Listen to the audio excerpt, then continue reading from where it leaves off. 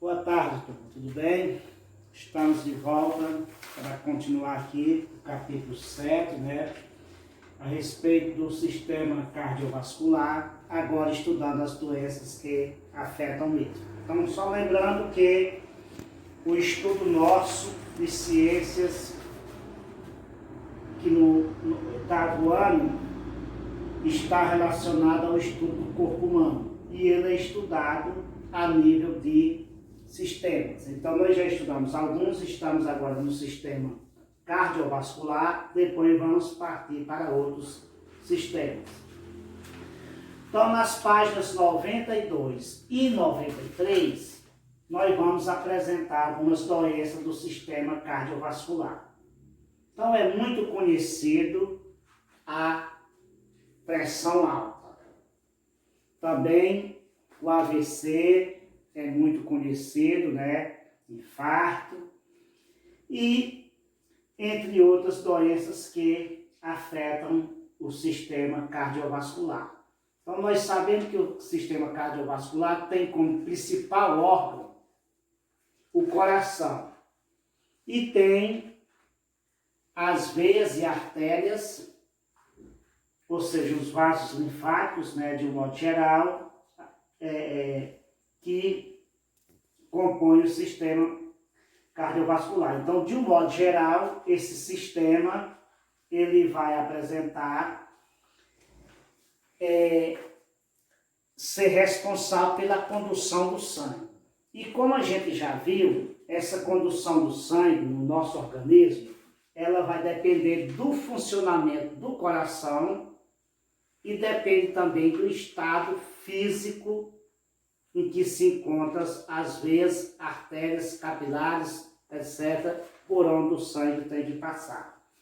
Então, nós destacamos aí a pressão arterial, até que a gente já viu que o normal dela é 12/8, mas que isso varia um pouco de pessoa por pessoa. Então, a pressão alta, ela é preocupante quando ela sobe bastante em relação àquele ponto normal que a pessoa costuma ter. E também, principalmente, quando ela costuma variar, dando picos, horas mais altas, horas mais baixas.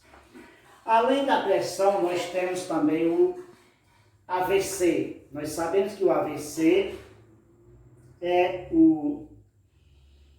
uma doença que afeta os vasos, principalmente na cabeça, onde nós chamamos de derrame cerebral. Por que derrame cerebral? Porque vai acontecer isso na cabeça, afetando as irrigações sanguíneas que nós temos para o cérebro. E isso pode trazer consequências sérias, porque, como nós sabemos, o sistema nervoso, ele coordena todo o funcionamento do indivíduo. Nós temos também relacionado a isso o sistema endócrino, as produções de hormônios, isso também influencia no trabalho do coração. Nós temos também arritmias. O que são essas arritmias? As arritmias cardíacas é exatamente uma aceleração do coração a mais, ou seja, o ritmo, coração fora de ritmo, Ritmo é aquilo que é normal, arritmia é aquilo que já não é mais normal, fora do ritmo. Então, a gente até já vimos mais atrás o caso do marca-passo, por exemplo, que ele conduz impulso elétrico, ou seja, que ele impulsiona os tecidos nervosos através de sinais elétricos, onde aí vai influenciar o trabalho do coração. E a gente observa também, gente, que nós temos o infarto, que afeta o coração, que mata as pessoas de repente, pode matar logo de repente, não matando, passou aquele momento, depois a circulação pode voltar a funcionar normalmente. Então, um dos grandes problemas que acontecem em relação à pressão e em relação às outras doenças cardiovasculares são exatamente problemas relacionados a hábitos de vida.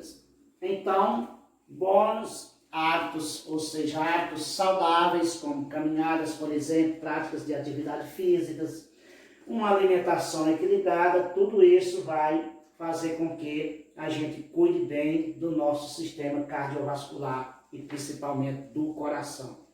Sendo que, de um modo geral, nós temos essas doenças que afetam esse sistema relacionado ao coração, né? Mas também elas às vezes se espalham pelo corpo, como, por exemplo, varizes, né? Tromboses, etc. Então a gente pode ter consequências em outros locais do corpo.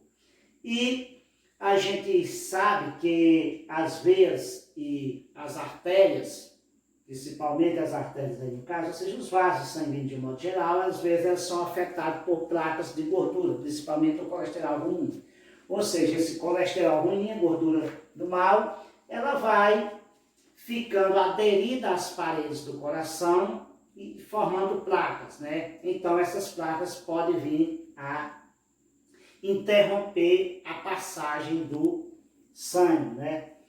E também o caso do derrame cerebral acontece quando há obstrução dos vasos na cabeça. Por isso que a gente chama de derrame.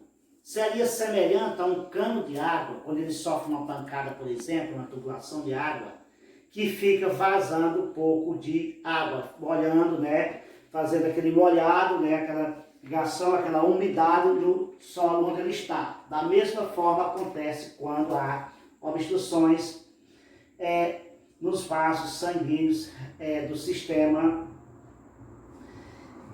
cardiovascular, que se encontram principalmente na região da cabeça, né? Principalmente no cérebro.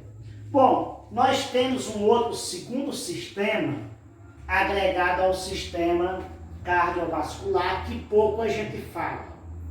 É o sistema linfático. Veja bem, sistema linfático e sistema cardiovascular, esses dois sistemas constituem o sistema líquido, os tecidos líquidos do nosso organismo. Nós já estudamos anteriormente que um sistema é formado por órgãos e estes órgãos são formados por quem? Formados por tecidos. Então, o sangue e a linfa são tecidos líquidos. O sangue ele é bem visível devido à sua cor vermelha, que é relacionada com a concentração da quantidade de hemácias, que são chamadas de glóbulos vermelhos, que é quem dá a cor vermelha viva ao sangue.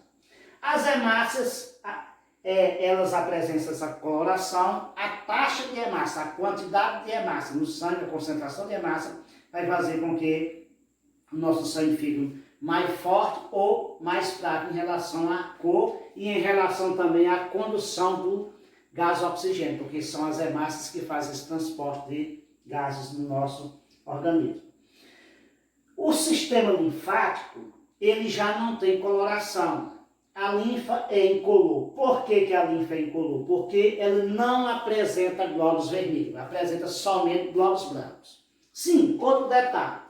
Em relação às doenças, o sistema cardiovascular, o sangue, né, em si, eles têm os glóbulos brancos que são responsáveis pela defesa do nosso organismo, são nossas defesas naturais.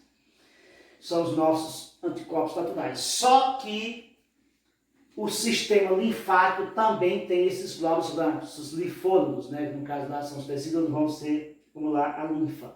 E essa linfa, ela tá com esses linfônodos, né? Eles também, através dos glóbulos brancos, protegem o nosso organismo. São agentes de defesa do nosso organismo. Sendo que na linfa, ela vai apresentar uma distribuição de vasos em nosso corpo, às vezes muito mais fino do que os vasos por onde circulam o sangue, veias e artérias. Por essa razão não é tão percebível. Nós temos o nosso livro, na página 95, faço questão de mostrar aqui, vocês observem bem detalhado quando for estudar no livro de vocês, né, que eu vou mostrar aqui para vocês. Nós temos na página 95 essa figura aqui, humana, principalmente de uma mulher, onde vocês veem em verde, na cor verde, vocês vão ver aí esses vasos aí. Esses vasos não são sanguíneos, são vasos linfáticos. Então, a linfa, como um líquido, como eu já falei, o tecido líquido vai circular dentro de vasos, igual acontece com o sangue, né? Só que em vasos específicos.